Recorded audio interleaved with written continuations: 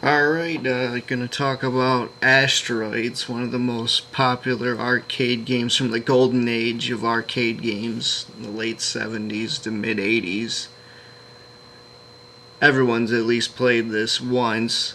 Universal acquired the movie rights for an adaptation back in 2009, and there really hasn't been much newsworthy information on it until the producer, Lorenzo de Bonaventura. So don't get your hopes up. He's the producer of G.I. Joe, both G.I. Joe movies, and all the Transformer movies.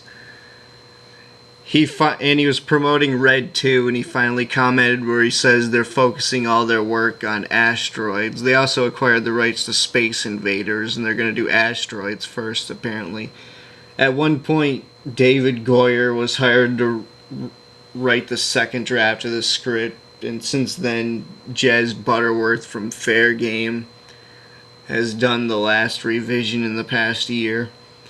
And so he commented that they're focusing on it, and then he gave, let's just talk about Asteroids. It's a pretty simple game.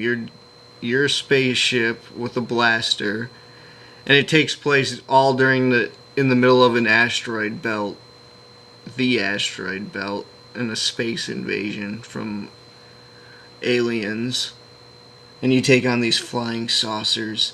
And he said the whole movie's going to be set on during the asteroid belt and not on Earth. And he said it's going to be more of a space opera than a disaster movie, which no one believes. And it was rumored that it was going to be two brothers fighting in the war as pilots, and their relationship. I don't know if that's still going to be the main plot point. But I know Roland Emmerich was at one point potentially going to be involved. But now, since they're going ahead with the Independence Day trilogy, there isn't really official director. But let's just talk about space sci-fi movies. These are going to be huge this decade. Prometheus has already come out. Star Wars is going to be coming out. Ender's Game comes out this fall.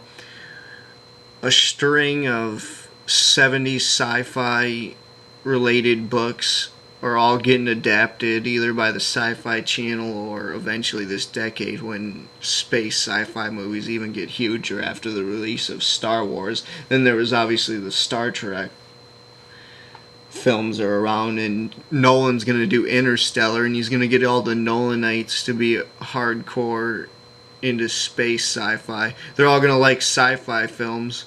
Well, none of them like sci-fi films, and then when Man of Steel comes out, and they're like, oh, Goyer and our God, Nolan, they did a space sci-fi moment. Superman, oh, I didn't even know Superman was sci-fi. That's what they say, but I love it now. And then he's going to do Interstellar, which should be visually amazing, but I'm sure he's going to find a way to ruin it one way or the other.